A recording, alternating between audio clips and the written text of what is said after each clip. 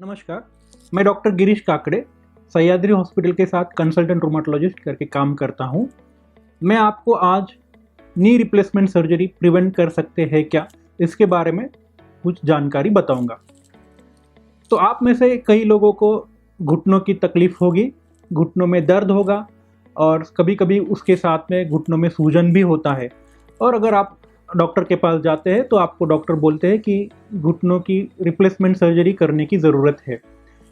तो क्या आपको डायरेक्टली नी रिप्लेसमेंट सर्जरी के लिए जाना चाहिए या उसको कुछ अल्टरनेटिव ट्रीटमेंट अवेलेबल है, ये हम जानेंगे। तो आर्थराइटिस के दो प्रकार होते हैं, जिसमें एक होता है उम्र के हिसाब से घुटनों में घिसाव होना, जिसे ऑस्टियोआर्थराइटिस बोलते हैं, और दूसरा प्रकार होता है कि इन्फ्लेमेशन या सूजन जोड़ में होने की वजह से रूमेटॉइड आर्थराइटिस या उसके जैसा अलग इन्फ्लेमेटरी आर्थराइटिस होना। ये दोनों प्रकार अलग रहते हैं, लेकिन आपको कभी कभी सिर्फ घुटनों में तकलीफ होकर भी इन्फ्लेमेटरी आर्थराइटिस हो सकता है, जिसमें आपको घुटनों में सूजन होना और सुबह उठने के बाद घुटनों में जकड़न लगना, जो कि आधे घंटे से ज़्यादा लगती है, ऐसे हो सकती है। अगर आपके घुटनों में सूजन आती है, जकड़न होती है, तो आपको रूमेटोलॉजिस्ट डॉक्टर को कंसल्ट करना ज़रूरी है। उसमें हम ESR और CRP करके दो ब्लड टेस्ट करते हैं, जो इन्फ्लेमेशन मार्कर या बॉडी में सूजन कितनी है वो गिन के बताती है। अगर आपकी इन्फ्लेमेटरी मार्कर्स ज़्यादा है तो बहुत शक्यता है कि आपको इन्फ्लेमेटरी आर्थराइटिस यानी कि रूमेटॉइड आर्थराइटिस हो सकता है, जिसे बगैर सर्जरी सिर्फ गोलियों से हम कंट्रोल में ला सकते हैं।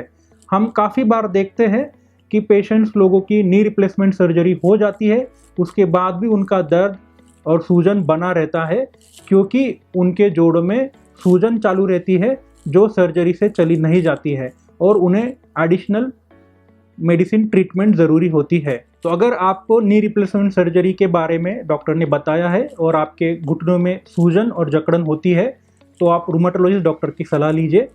इसमें हम कुछ ब्लड टेस्ट करते हैं और घुटनों के एक्सरे करके घुटनों में तकलीफ कितनी है वो भी देखते हैं।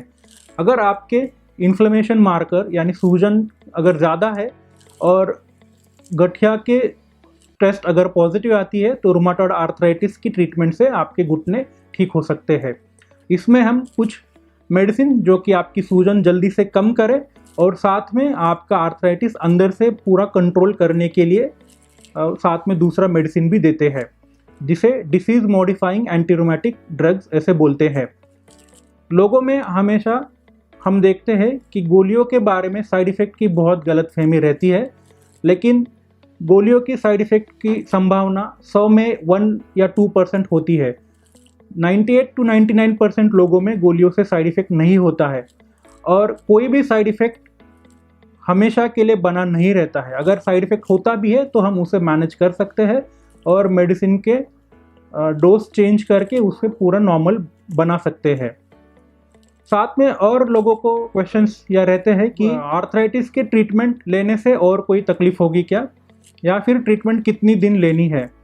तो ये डिपेंड करता है कि आपका आर्थराइटिस कितने स्टेज में है, अर्ली के स्टेज में है या बहुत ज़्यादा हुआ है।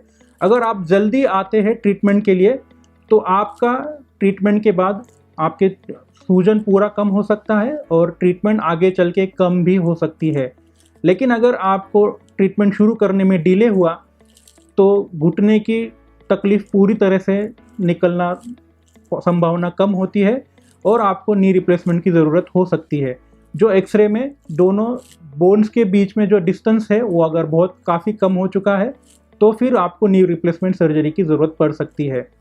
तो इसमें सबसे महत्वपूर्ण बात है कि जल्दी से जल्दी रूमेटोलॉजिस्ट डॉक्टर की सलाह लेना और उनके सलाह के मुताबिक आगे मेडिसिन की ट्रीटमेंट करना। तो आज हमने देखा कि नी रिप्लेसमेंट सर्जरी प्रिवेंट कर सकते हैं क्या, और प्रिवेंट करने के लिए क्या कर सकते हैं। इसके बारे में अगर आपको और जानकारी चाहिए या फिर कोई शंका हो तो आप कमेंट सेक्शन में ज़रूर लिखिए, हम आपको उसके आंसर्स जल्दी से बताएंगे। धन्यवाद।